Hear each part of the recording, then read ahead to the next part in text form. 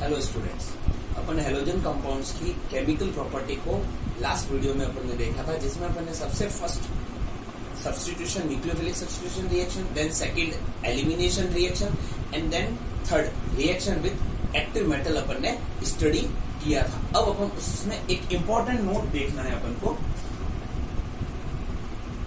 अपन alkyl halide की तो substitution reaction करवाते हैं, जो अपन ने SN1 SN2 पढ़ लिया,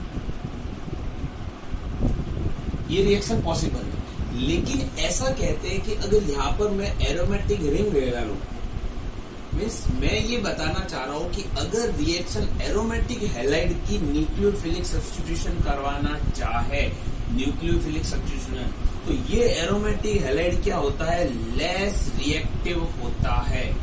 तो आज के टॉपिक का मेरा क्वेश्चन ये है मेन कि aromatic halides are less reactive towards nucleophilic substitution reaction, explain why.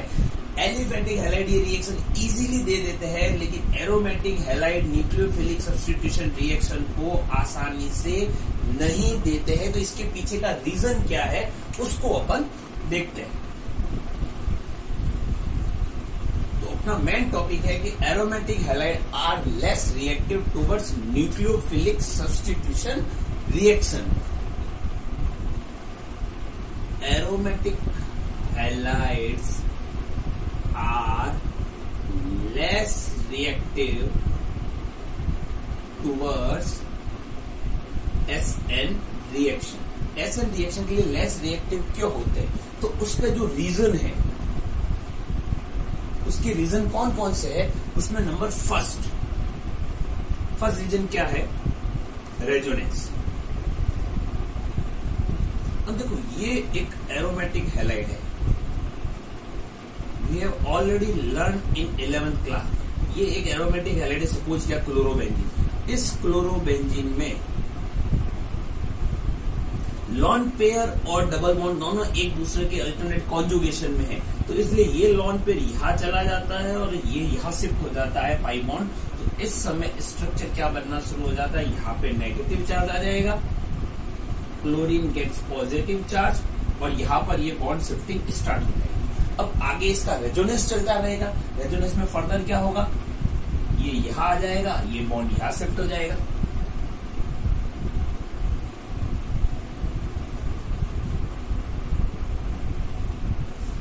फिर ये यहां चला जाएगा, ये बॉन्ड यहां शिफ्ट हो जाएगा।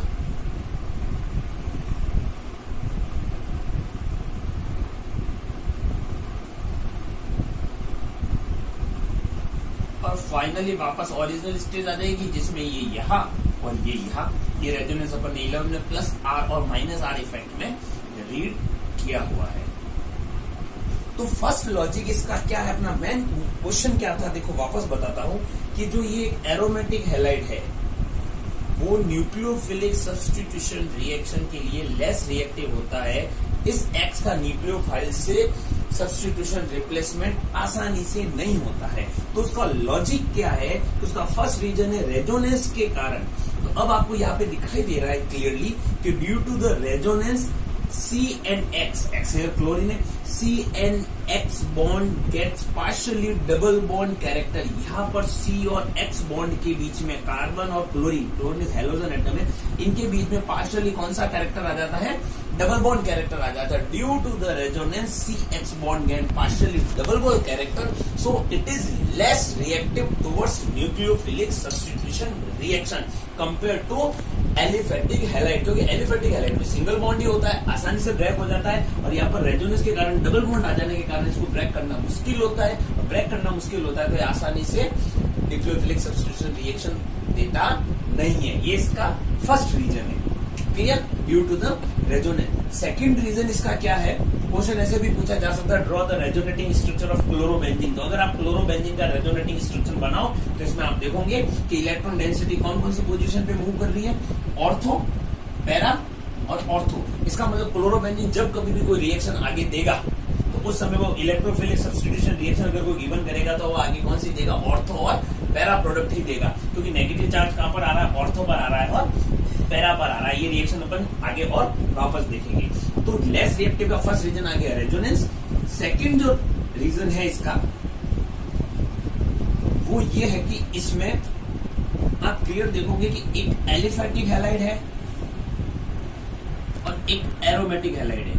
जो एलिफैटिक हैलाइड है उसमें ये हेलोजन जिस कार्बन से जुड़ा है वो sp3 हाइब्रिड स्टेट है और यहाँ पर कार्बन जिससे जुड़ा है sp2। स्टार्ट में मैंने बताया था due to the single pi bond 1 pi bond present होने के कारण कार्बन की स्टेट कौन सी हो गई sp2। और अपन बहुत अच्छे से जानते हैं कि इलेक्ट्रोनेगेटिविटी का जो ऑर्डर होता है sp sp2 sp3 होता है। तो इस कार्बन की कंपेयर में इस कार्बन की नेगेटिविटी ज्यादा है। नेगेटिविटी ज्यादा होने से इस बॉन्ड पेयर को अट्रैक्ट कर लेगा। अट्रैक्ट करते जो ये बॉन्ड लेंथ है वो थोड़ी सी इसके कंपेयर में क्या हो जाएगी, स्मॉल साइज हो जाएगी। अप्रोक्सीमेटली वैल्यू बताई जाती है इसकी 177 पिकोमीटर और इसकी बताई जाती है 169 पिकोमीटर। पिकोमीटर 10⁻⁻12 होता है, -12 मीटर। तो मुझे ये बताना है कि यहाँ पर sp2 कार्बन से जुड़े होने के कारण इसकी इलेक्ट्रोनेगेटिविटी ज्यादा होती है। इस बॉन्ड पेयर के इलेक्ट्रॉन को अट्रैक्ट कर लेता है। अट्रैक्ट करने से बॉन्ड लेंथ की साइज क्या हो जाती है, स्मॉल हो जाती है। और बॉन्ड लेंथ के स्मॉल होते ही ये कंपाउंड क्या हो जाता है, एरोमेटिक हैलाइड लेस रिएक्टिव हो जाता है। तो सेकेंड रीजन हो गया बॉन्ड लेंथ का डिफरेंस किसके कारण आया, हाइब्रिड स्टेट के कारण।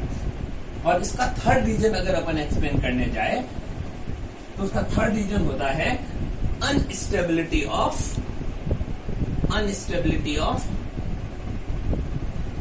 Phenyl cation. अगर मैं क्लोरोबेंजीन किसी भी एरोमेटिक कंपाउंड के ऊपर वाले पार्ट को सपोज क्या रिमूव करवा भी दूं या से माइनस पार्ट अगर मैं क्लोरीन को रिमूव करवा दूं तो यहाँ पर इसके ऊपर कौन सा चार्ज आ जाएगा, कार्बन पे कौन सा चार्ज आ जाएगा, पॉजिटिव चार्ज। और यहाँ पर एब्सेंस ऑफ रेजोनेंस हो गया, एब्सेंस ऑफ रेजोनेंस। रेजोनेंस यहाँ पर क्या है, एब्सेंस है। तो ये स्ट्रक्चर कैसा हो गया, अनस्टेबल स्ट्रक्चर हो गया।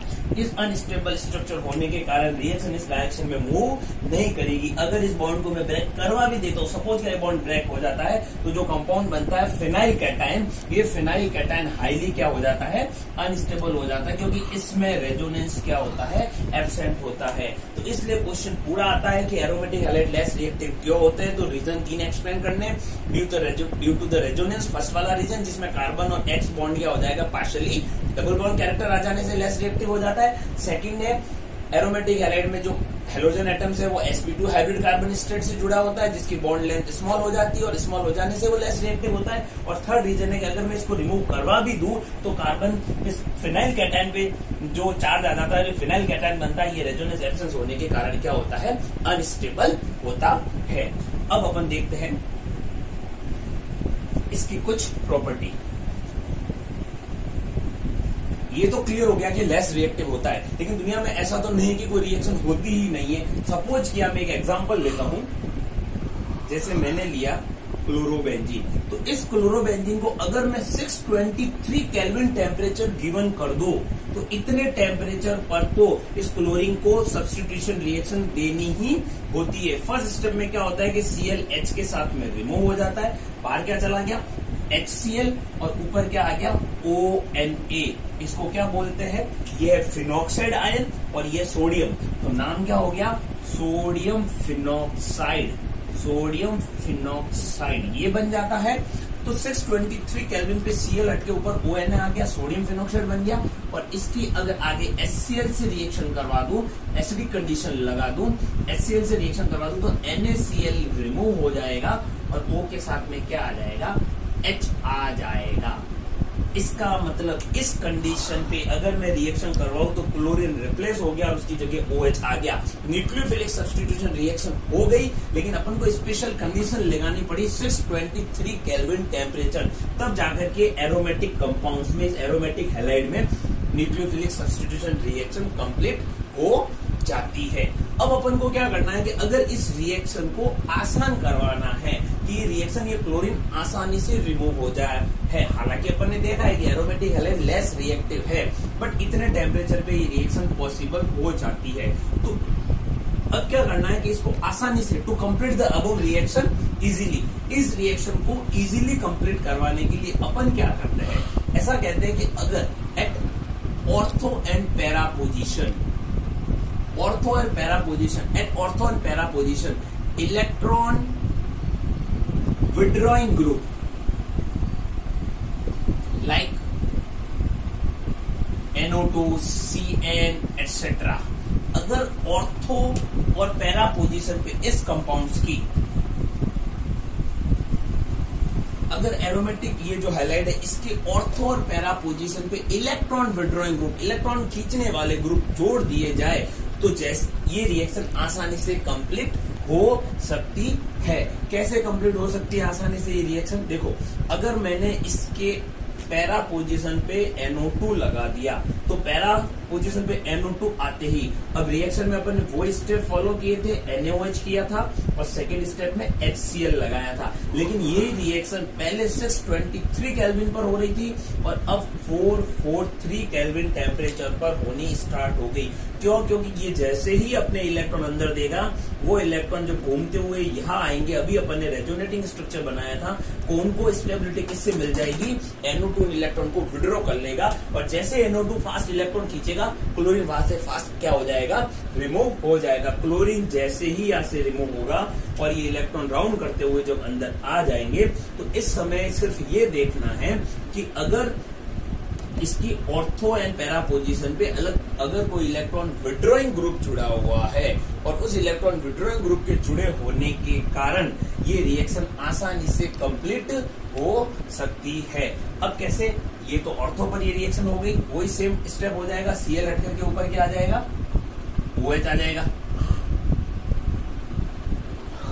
अगर ऑर्थो की जगह मैं ये तो सॉरी पैरा है, अगर मैं पैरा की जगह साथ साथ में एक electron withdrawing group ortho position पे और एक इलेक्ट्रॉन विड्रॉइंग ग्रुप इसके पैरा पोजीशन पे दोनों पर लगा दूं तो सेम अबव रिएक्शन और इजीली कंप्लीट होनी शुरू हो जाती है और अप्रोक्सीमेट 358 से 368 केल्विन के बीच में ये रिएक्शन कंप्लीट हो जाती है। इसका मतलब अपन देख रहे हैं कि जैसे जैसे ऑर्थो और पैरा पोजीशन पे इलेक्ट्रॉन विड्रॉइंग ग्रुप जुड़ते जा रहे हैं, इलेक्ट्रॉन अट्रैक्टिव ग्रुप जुड़ते जा रहे हैं, ये रिएक्शन आसानी से लोअर टेम्परेचर पर कंप्लीट होती जा रही है। इस समय ये Cl रिमूव हो जाएगा और हमको कंपाउंड क्या मिल जाएगा?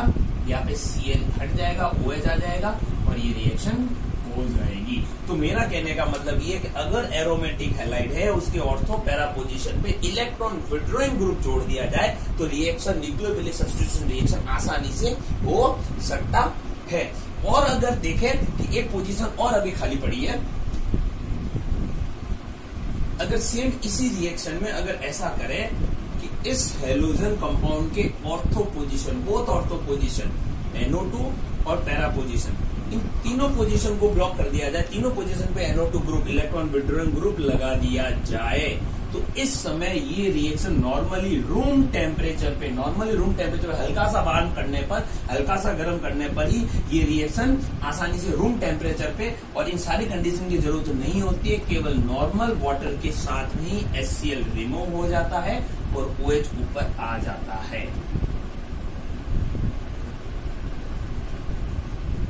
और ये प्रोडक्ट बनता है। ध्यान रखना ये मोस्ट इंपोर्टेंट कंपाउंड है ऑर्गेनिक केमिस्ट्री का। पोजीशन चेक करें 1 2 3 4 5 6 246 ट्राई नाइट्रो, और बेंजीन रिंग के ऊपर जब OH जुड़ा होता है तो उसको अपन बोलते हैं फिनॉल। तो इस कंपाउंड का नाम क्या है? 246 ट्राई नाइट्रोफिनॉल, जिसको केमिस्ट्री की लैंग्वेज में आपको क्वेश्चन पूछा जाता है पिक्रिक